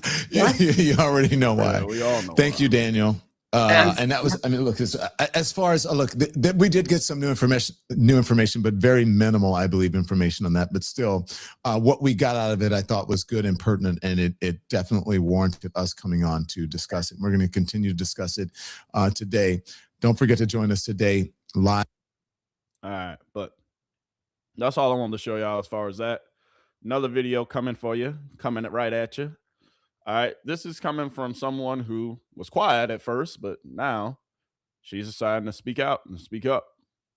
And I just wanted to show y'all this because what she says is true, and what she says is correct, and what she said is right. About Nolan Wells yesterday, not because I want followers or because I want people to think I'm one of the good ones. I spoke up because it's the right thing to do. Because until white people see for themselves and speak up against the racist and unjust country we live in, nothing is going to change. The truth is, I didn't always see the world this way. It took years of listening, learning, and being willing to admit that as a white woman, I'm able to move through this country differently than those who are Black and brown. And I'm still learning. I still get things wrong, but I'd rather be willing to learn in public and stand as an ally than stay silent because I'm afraid of criticism. I don't expect everyone to agree with me, but I do hope we can agree that every family deserves compassion, every investigation deserves to follow the evidence, and every human life deserves equal dignity. I spoke up about Nolan Wells yesterday, not because I want followers or. And we appreciate you sticking up. We appreciate you speaking up. We do. We do. Because she's right. The only way that this is going to change is not about us continuing to spread news, say this, say that, say this, say that. But, dog, it comes down to all of us coming together and seeing the injustices and trying to come together to change them and do something about it. That's the only way we will see change in this country, is if we all come together as a collective, to try to make the change happen. Or we can keep on doing this. Production, you set me up. Courthouse Couture, I'm a lawyer, but not your lawyer. Yes, I've been practicing law for 16 years. And yes, we're going to have to talk about these new so-called reports on Nolan Wells. If you're like me, you were confused with all of the news articles that came out today that basically said Nolan Wells was drinking heavily on Horn Island. And you, like me, were probably also wondering, what does this have to do with anything? Whether he was drinking or not, we still don't know what happened to him. Toxicology results, not back. Cause of death, unknown. But yet somehow, people wanted to drop this story as if somehow this is helping piece together the puzzle when this doesn't help us understand anything yet. This TMZ article starts off with Nolan Wells was drinking heavily while partying with his friends on Mississippi's Horn Island. Again, what does this have to do with anything? It says it's citing preliminary information in a document, Mississippi's Department of Marine Resources. It then cites ABC News. So let's go look at ABC News. Go to this article, and this isn't really helping me either. Clearly says Wells' cause of death is not known. Here it just says witnesses told investigators that Nolan Wells had been drinking heavily. Again, what is the point of this? We still don't know what's happened to him. Don't know at all. It tells us that it came from an email that listed basic information for Wells, including physical description, as searchers looked for him. Okay, that's not helpful, but this is what's going to be really interesting. The article that somehow helped me piece all of this together was on, of all places, Fox News. I was shocked as well.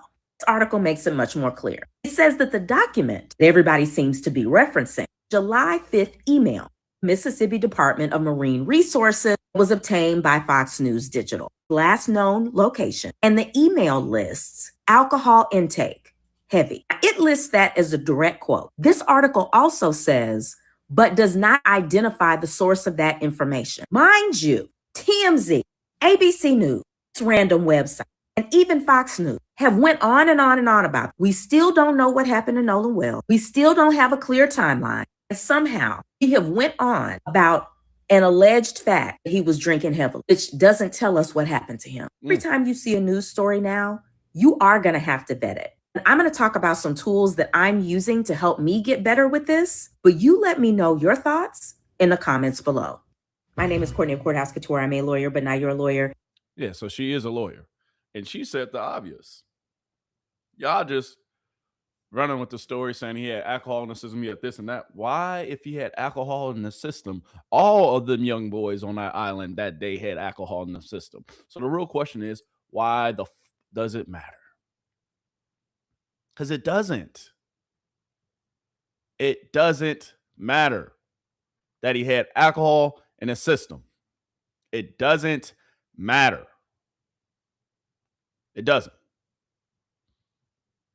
Because everyone on that island had alcohol in their system.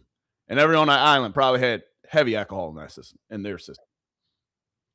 But,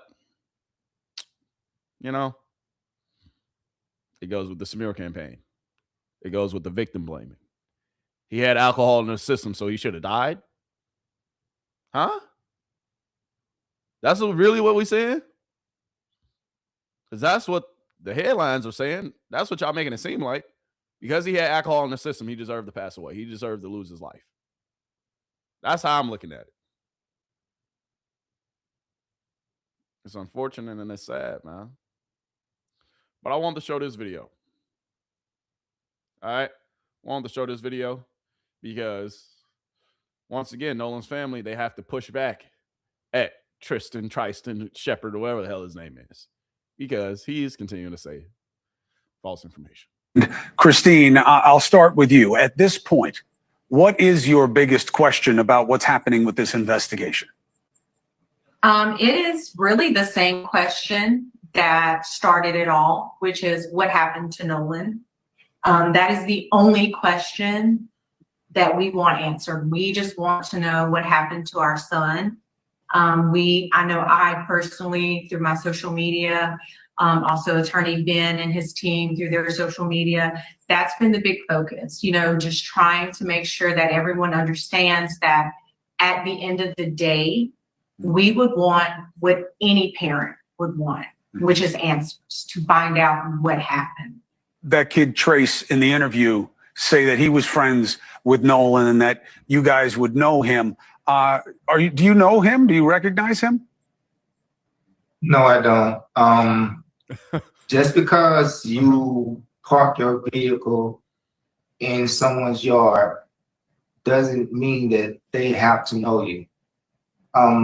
It's because maybe you parked it there because y'all was coming by, y'all was hanging with Nolan as a whole group, and maybe the whole group, you were the one who drove, and y'all left the car there, and you went to go and hang out and live your best lives. That's easily understandable. They wouldn't say they don't know him just for fun, but they don't know him. Why would they lie about knowing him? Sounds more to me like he's more focused on getting people to know him and getting away from the fact that his so-called best friend is not here anymore. Everyone that they may have interviewed are at home. Our son isn't.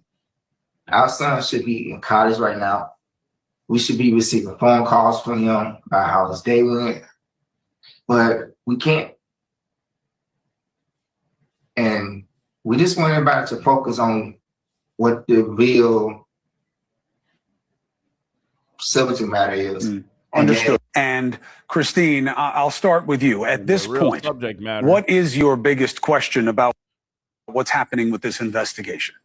It is really the same question that started it all, which is what happened to Nolan. Period. That's all they want to know. That's all we as the people want to know. Come on, man. Come on, man. All we want to know is what happened to Nolan Wells. But we got people like this guy continuing to want likes and clicks and doing anything in his power to get them. And I appreciate y'all. Let me say this, man. I wish that there was a day that we all could get along. I'm not doing anything wrong to black people. It's just some of y'all Negroes don't want to hear criticism. Y'all will be just fine if I never mention anything about black people killing each other every day. Just for y'all love me. White people. While we're laying dead in the street. You kill the people that's in your vicinity, sir, or that's in your community if you have problems with them. It's a known fact and statistic. White people kill white people, Mexicans kill Mexicans, and black people kill black people. Come on now. You love me because I'm not pointing it out. Homeboy got 6 baby mamas, don't take care of none of his kids. And you mad at me for pointing it out, but you're not mad at him for not taking care of his kids. That's between him and him. You mad at me for telling that a brother need to stop pulling guns on police officers. You're not mad at the brother for doing that. You mad at me for talking about him doing it. Have y'all ever realized that? These Neanderthals are mad at me for pointing things out. They're not mad at the people who are doing the wrong. Nah, sir. No. They mad at me for being a cop. No. Patrolling my own community. Former cop. But they're not mad at these brothers killing each other every day. I ain't seen D.L. Hughley complain one time about, like, tell me this. Which one is worse? Brandon Tatum giving political commentary, and I call everybody out. Y'all sensitive Negroes get mad when they black. I talk trash about white people all the time. But for some reason, you Fabergé eggs of society can't handle criticism. What clips of that and so you mad and want to kill me because I'm just pointing out the obvious. We don't want to do that. We don't think But anybody should lose. I'll leave it at that. But if you're y'all for watching, I appreciate y'all. Let you know you're a coon. Let me see. Because you're a coon. It's sad, dog. Because instead of us really getting to the root of what's going on, the root of the problems, the real factual information, and the real things that's going on involving Nolan Wells' case, you saying, oh, he took a polygraph, but he didn't take a polygraph. You saying, oh, this happened, but it didn't happen. Come on, man. Come on, man. Come on, man. And then yesterday, I covered this yesterday, but I didn't show Secret Service Sam, our other very intelligent brother out here doing his groundwork. I didn't show him talking about it, but let's go. Oh, and of course, production. Here, and oh my God, Officer Ray Tatum is just off with these lies. He was on Nancy Grace. Yeah. She asked him if the boys took a polygraph test, which he claimed they all took this test. Check this out. Have the friends taken polygraphs? My understanding, all but I believe one took a polygraph, and from what was told to me that they all passed, and all of the ones that took a polygraph took one without a lawyer. And they cooperated with law enforcement. So from my understanding, everybody took a polygraph test. Why do you say that's from what you understand? Did they tell you they took the poly and passed? Yes, ma'am. They told me that they did it. I wasn't there. So I'm saying from my understanding, they told me that all the boys except one, which is Warren, I believe, took a polygraph test. All of them did not have lawyers and did it and cooperated with police. Warren also cooperated with police. I just believe he didn't take a lot to take the test, but Warren is the young man that I interviewed. So according to what they told me, they all took a lie detector test and passed. Yes, Squirrel told me they took a lie detector test. I wasn't there, but they told me they didn't. Warren didn't take it because he was lying, but you know what I mean. And it's an equivalent of a lie detector test. It's not a traditional lie detector test, but it's the same theology of trying to get to if a person is lying. I don't know the name of it. But you just said it was a lie detector test. So, sir, did they take a lie detector test or not? You just said they did. But now you're saying, oh, it was a version of a lie detector. Which one is it? Equivalent of a lie detector test. It's a different methodology. I don't believe it was a polygraph test. I believe they took other stressors in order to analyze if the people were telling the truth or not. Did they take a polygraph would be no. Well, yeah, I think it could be semantics because they took a test to analyze whether or not they were being truthful in their statements, and that certified test, they passed it. It just wasn't considered a traditional polygraph. I think it's a more advanced way of doing it. Brandon Tatum. Did they take a lie detector test when they told you they took the lie detector test, and then Nancy just completely busts him down in this lie? It is insane the levels in which he will go to gargle the grapes of these boys. Secret Service Sam Out Samson for president of the world. He is going through great lengths. He is going through great lengths. And if you didn't hear, Warren's dad, all right, Warren's dad did come out yesterday. Was it yesterday or the day before? And he is putting up money for Nolan. So let me go ahead. I was going to show y'all the actual article that TMZ released. Actually, let me just pull that up for y'all real quick. All right, let's go to TMZ. TMZ. Hold on. Give me 2 seconds, y'all. Hold on. Bear with me.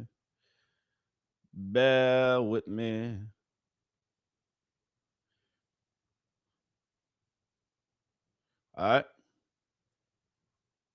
Where is it? 2 hours later. Actually, yeah, let's just do this. I'm going to play the video first, and then I'll pull y'all the actual update. All right, let's get to it. Service Sam here for a Nolan Xavier Wells update. And Dr. Benjamin Hudson, Warren Hudson's father, is now offering $50,000 as a reward for any information that could lead to the arrest of the person who had any involvement with Nolan Wells. Now, what's interesting is that everybody's been pushing the accidental drowning narrative. So are they now admitting that foul play is possible? No, I don't know about all that, Secret Service Sam. But here's the article. Nolan Wells' friend's dad offers $50,000 reward for more info. So, yes, Nolan Wells' friend, Warren, the one who did the interview, his dad is offering a $50,000 reward. Say, hey, Wyatt, hey, Fart. Hey, y'all go ahead and make a call, man. Go ahead, you might as well throw somebody under the bus, man, because if you don't, not only one of y'all going down, everybody going down. So, protect yourself. Protect yourself. That's all I'm saying. That's it. That's all. That's it. That's all. My gal last night, I don't know if I showed this last night. Actually, I did show this last night. My bedroom lawyer, she's getting sued, but she ain't backing down. She ain't going for none of it. When I say none of it, none of it.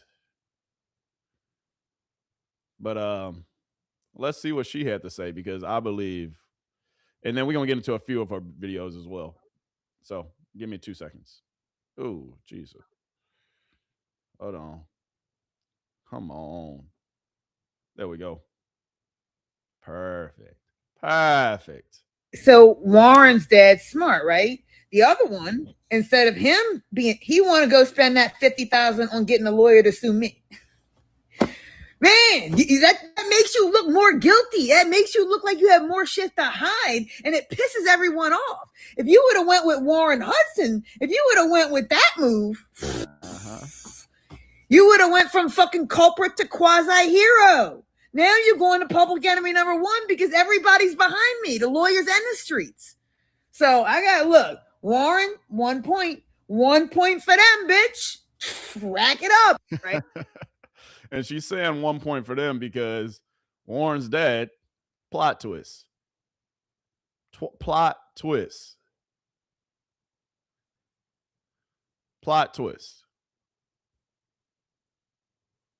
Because Warren's dad, he is offering reward money. But Fart's family, aka, I'll say his name, Bart, his family, they're suing people over defamation. Why are you just rushing to that? Because what she says right here is kind of factual. So I want to say, I hope y'all know, I have not ever mentioned anything about Katie or anything with that relationship. I've not even investigated that. So the people that are running with that narrative, that's who you have to go sue. Because what I did was report the facts based on actual evidence released from the Coast Guard, CETO, and GPS coordinates. It's not my fault that all of those things mention y'all. That's not my fucking fault. Those are official public documents that I was reporting on. Now, if you mad about the Katie story, show me where I said that, because now y'all really don't have no case, because I ain't said shit about Katie. I ain't said nothing about none of that. So go find them people, because I'm reporting on facts from official records. Also, I want to say, that's a fact.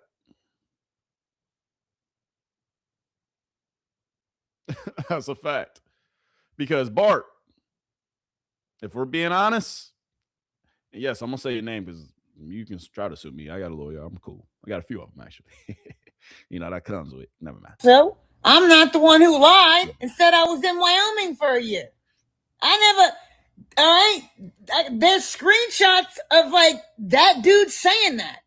So you have to go prove you weren't in Wyoming for a year now. So, all right, let's do that. Let's do that then, if that's what y'all want to do. Because what the fuck are you even alleging that I'm saying? I'm a lawyer. You understand that? Everything that I'm saying is based on a fact that was published by official records, official entities, and the person in question ratting on himself. I ain't make the Wyoming story up. Also, I'm not the one who lied and said I was in Wyoming for a year.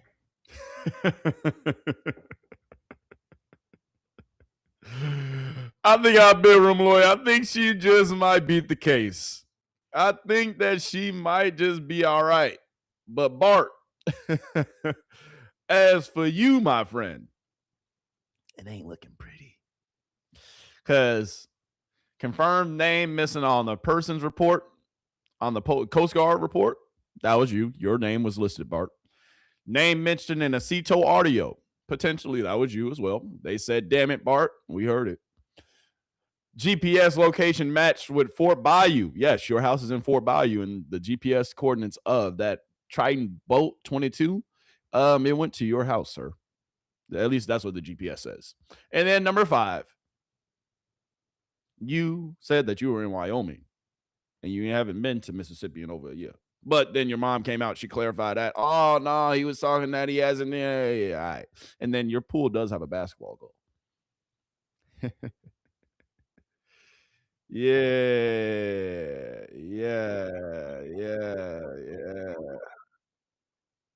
Hold on, y'all. Hold on, y'all. Hold on.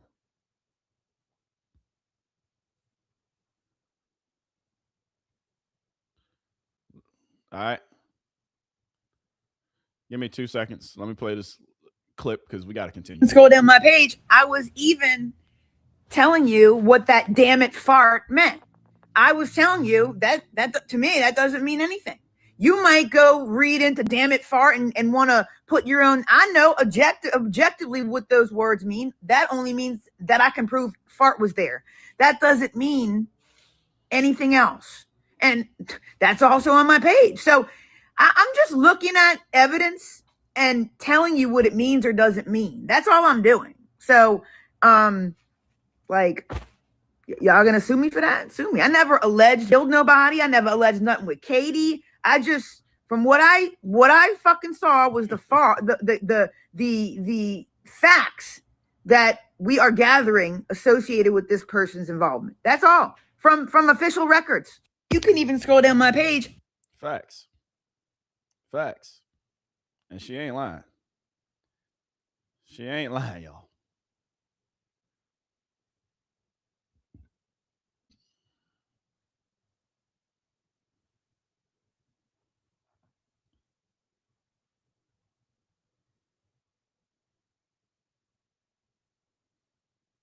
Hell no.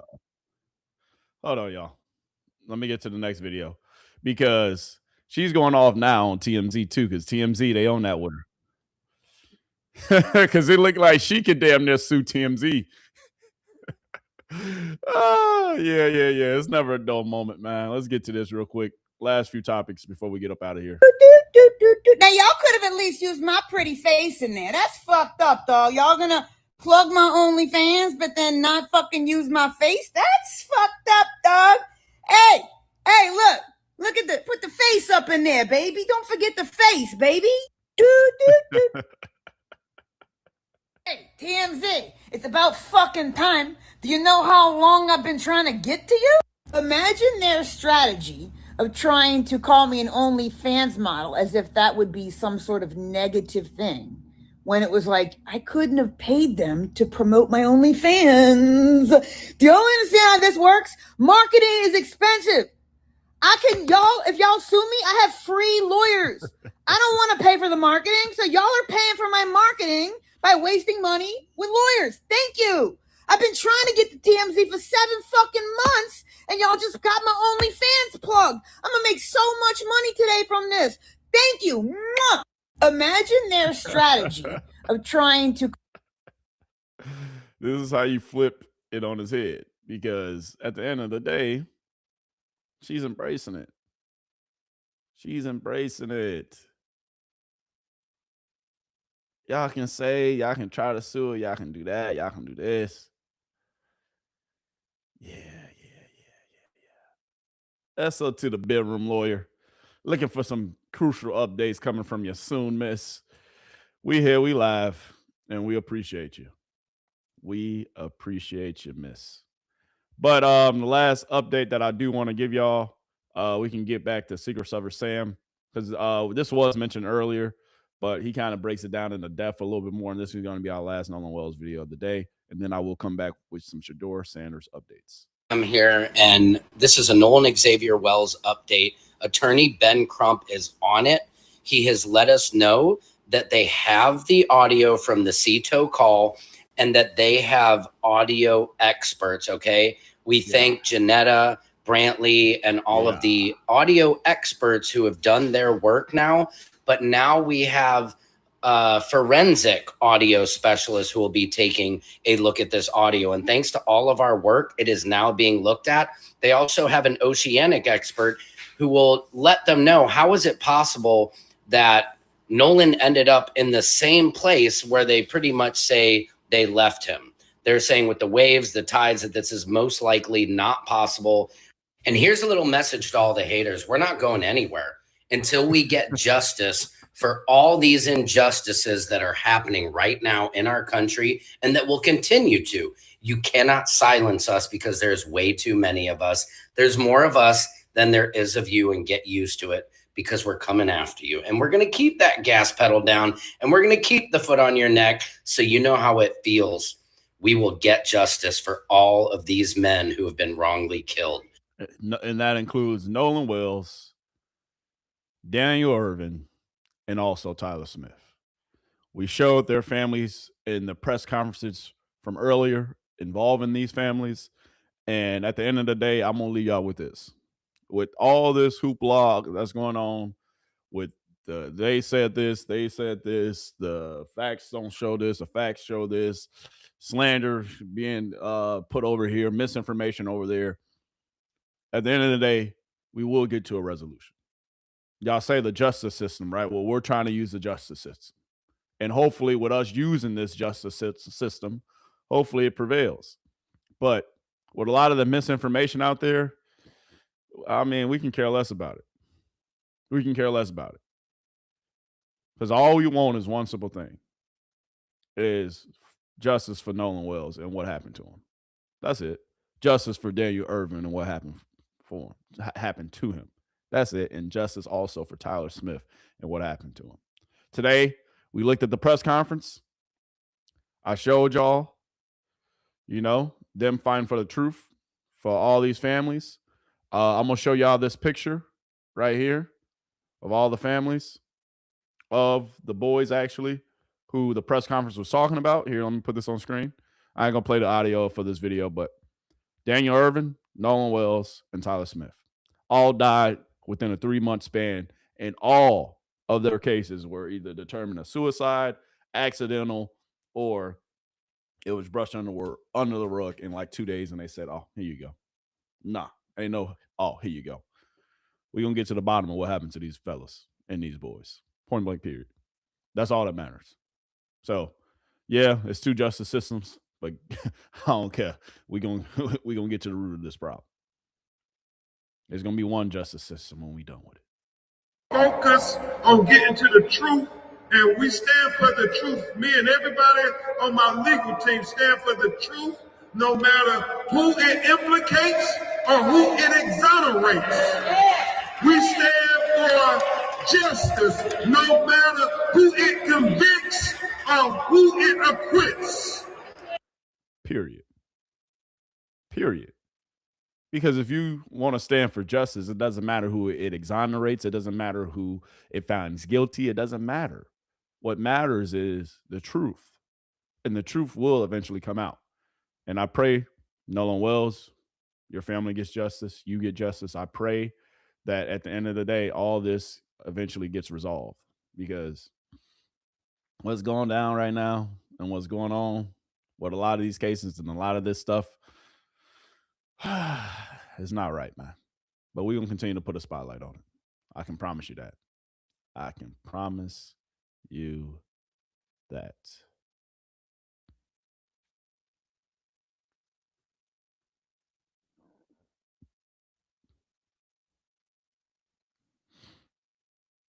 All right, but actually, hold on. Should I show this real quick? We kind of already hit on this, though. Here, I'll show a little bit of it. Tonight, in the last 24 hours, Nolan Wells' family hits social media giants, subpoenaing Nolan's. Yeah, the records and all that. Okay, we already hit on that. All right, so that's all today, folks. And all we're seeking is justice for Nolan Wells. Whether it proves somebody guilty or whether it proves somebody innocent. That's it. That's all. So I just want to say God bless y'all. Hopefully you enjoyed this little update today. It wasn't too much to be updated with Nolan Wells, but yeah, it's an amazing thing that hopefully one day we will get justice for Nolan Wells, because it's an amazing thing that the spotlight is now on Mississippi. It's an amazing thing that now Benjamin Crump is on the case, and it's an amazing thing now that this story won't be just getting brushed under the rug as another story or another injustice done. Because I pray that the Nolan Wells families get justice. And, well, that's all, folks. I'll see you soon. But remember, justice for Nolan Wells, justice for Daniel Irvin, and justice also for Tyler Smith. And I pray for those families. And you should too.